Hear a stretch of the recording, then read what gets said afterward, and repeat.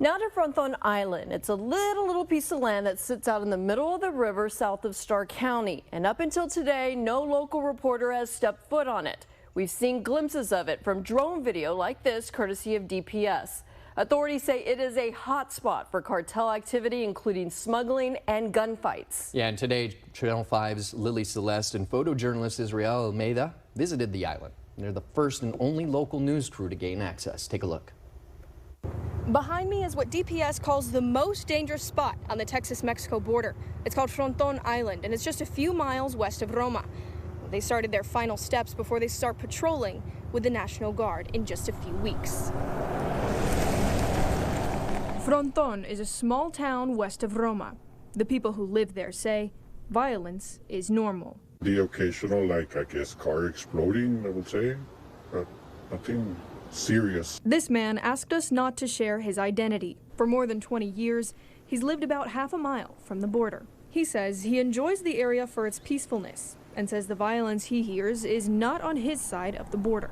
The way you see here, that's the way it is all day, 24 hours a day. Some residents might be used to the way things are, but the Texas government wants to change things. It's why they're taking control of Fronton Island, 170 acres in the middle of the Rio Grande, referred to by law enforcement as the single most dangerous spot. This is the most violent region on the Texas-Mexico border here. So these armed gunmen that were coming across, the ammunition, Border Patrol found an explosive.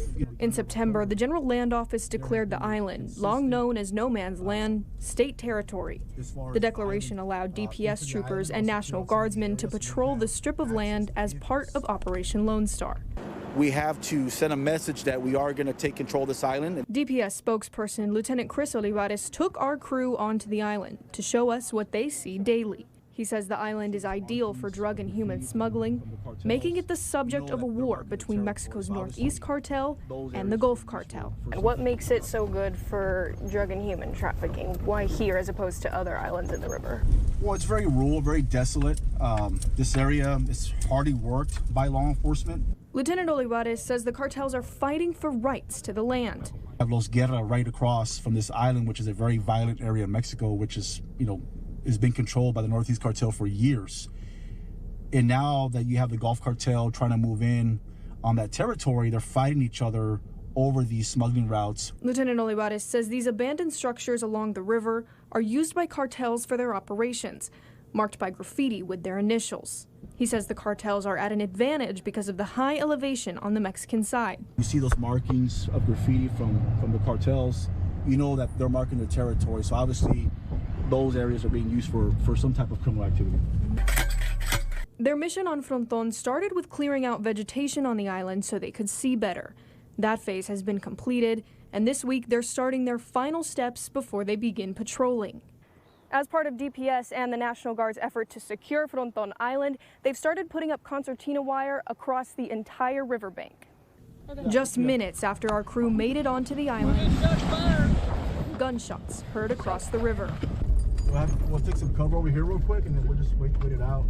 Forcing the rest of our story to take place back on land. Just, they'll fire some rounds in the air or in the direction to get us out of the area.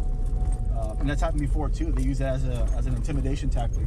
Lieutenant Olivares says these shootouts happen daily. Often, it's hard to know where the shots are coming from or who the shots are directed toward. He says it sets them back from finishing their security operations. So anytime you have a gun battle or any type of violence that's taking place right across in Mexico, it delays that process. We have to pull everybody back. That gunfire has made it across the river before.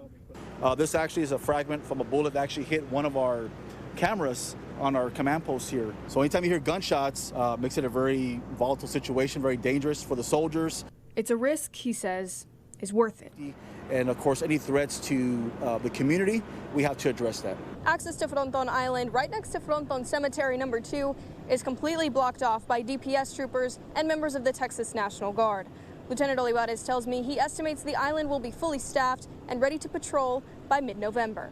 In Fronton, Lily Celeste, Channel 5 News.